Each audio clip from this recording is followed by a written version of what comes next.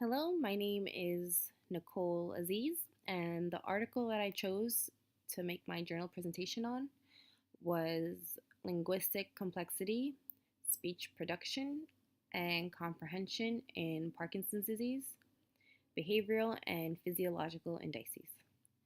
This article is by Walsh and Smith from 2011, and I got it from the Journal of Speech, Language, and Hearing Research. So, Parkinson's disease, this is a little background about the main topic of this article. So, Parkinson's disease is the progressive degeneration of dopaminergic cells of the substantia nigra of the basal ganglia.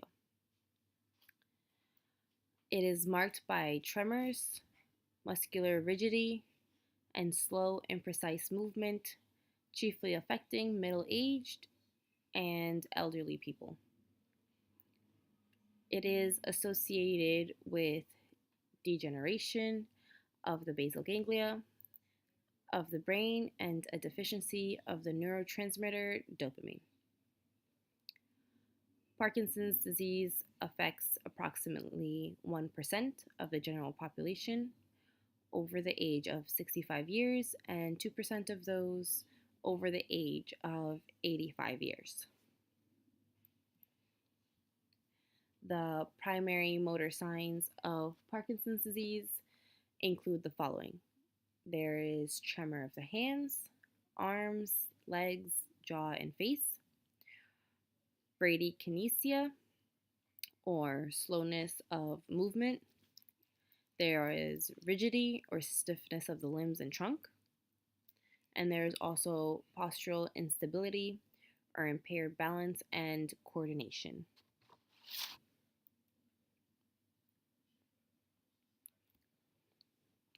Speech production in Parkinson's disease. So, dysarthria is a disturbance of speech caused in part by neurological disease. It is a prominent characteristic of Parkinson's disease. Nearly 90% of these individuals develop speech and voice disorders. Clinical characteristics of hypokinetic dysarthria in Parkinson's disease include hypophonia, monotonicity, breathiness, hoarseness, imprecise articulation, and rate problems.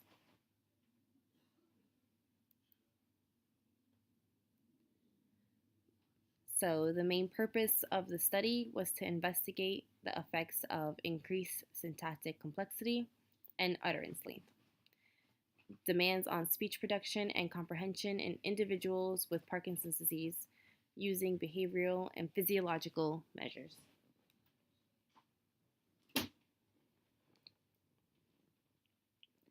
So, this article was interesting because it had two hypotheses.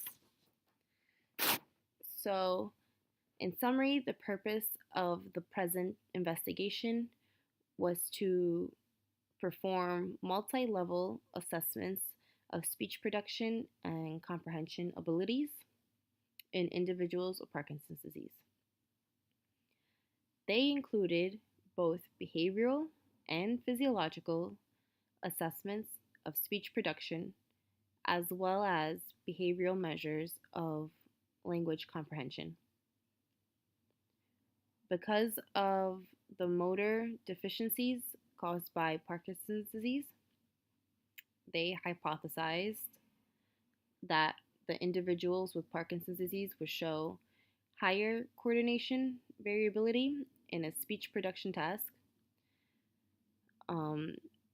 Previous research has also revealed that individuals with Parkinson's disease are less accurate at comprehending syntactically complex sentences and may use simplified syntactic structure in their spontaneous speech. Therefore, they also hypothesized that increases in utterance length and complexity would have greater deleterious effects on oral motor coordination in the group with Parkinson's disease. For the method and participants, there were 16 individuals with Parkinson's disease, and 16 matched control participants were analyzed in speech response latencies, interarticulatory coordinative consistency, accuracy of speech production, response latency, accuracy on a receptive language task. The participants were 11 men and 5 women with idiopathic Parkinson's disease diagnosed by a neurologist, and 16 healthy adults matched for age, gender, and level of education to the individuals with Parkinson's disease. All participants were native speakers of American English, and the individuals with Parkinson's disease were tested within 1 to 2 hours of taking their medication to control for possible on and off effects. So there was a speech production and a speech comprehension task. So for the speech production task, stimuli consisted of 6 sentences that varied in both length and syntactic complexity. They were designed such that they contained predominantly bilabial consonants so that the lip and jaw movements were targeted and constrained. They manipulated sentence complexity so that they were declarative sentences. The next task was sentence comprehension. The participants completed a sentence comprehension task consisting of 54 sentences paired with a probe question. 1/3 of the sentences were simple in structure. For example, the playful puppy nipped the frightened kitten. 1/3 of the sentences included a center-embedded subject-relative clause. For example, the submarine that bumped the yacht was reckless. The remaining third of the target sentences included a center-embedded object-relative clause. For example, the dean that the professor criticized was sheepish. Sentences from the 3 conditions contained approximately the same number of words to control for length confounds.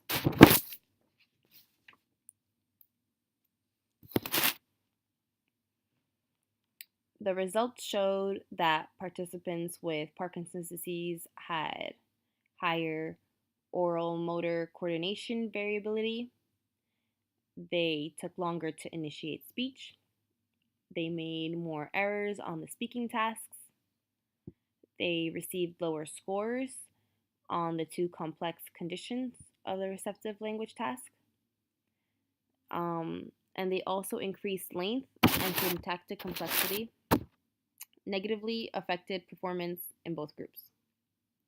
So for the speech production tasks, the group with Parkinson's disease was on average significantly slower to produce the sentences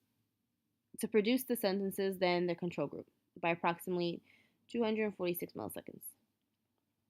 There was also a sentence length effect across both groups. So the shorter sentences resulted in longer speech responses latencies by approximately 44 milliseconds. There was no significant effect of sentence complexity on this measure and no significant interactions. The participants with Parkinson's disease were slower to respond to the question probes on the sentence comprehension tasks by approximately 700 milliseconds compared with the control participants. However, this difference was not statistically significant for correctly answered items on the sentence comprehension tasks. The conclusion found that the findings provided a window into the speech deficits associated with Parkinson's disease by examining performance on longer sentence level utterances in contrast to earlier investigations of single word or non word productions. The speech motor control processes and language comprehension were adversely affected in the majority of the participants with mild to moderate Parkinson's disease compared to the control group. Finally, increased syntactic complexity and sentence length affected both the healthy aging and the Parkinson's disease group's speech production performance at the behavioral and kinematic levels. So, for the strengths and weaknesses, I found it a very interesting read. It was a very quick read, and I thoroughly enjoyed the article. For the strengths, it was good that the study used behavioral and physiological measures. They had a lot of They had different stimuli. They studied the speech production and speech comprehension, and not just one. They used different levels of the sentences and ranges in complexity. However, for the weaknesses, it was a very small sample size. There were only 16 total participants, and another weakness is that they were mainly men instead of women. I think to make it a more generalized study, they should have included more participants of different races, backgrounds, languages, because all of these were native English speakers. And definitely I think it would be important to add more women to the study since there was only 5 as opposed to having 11 men.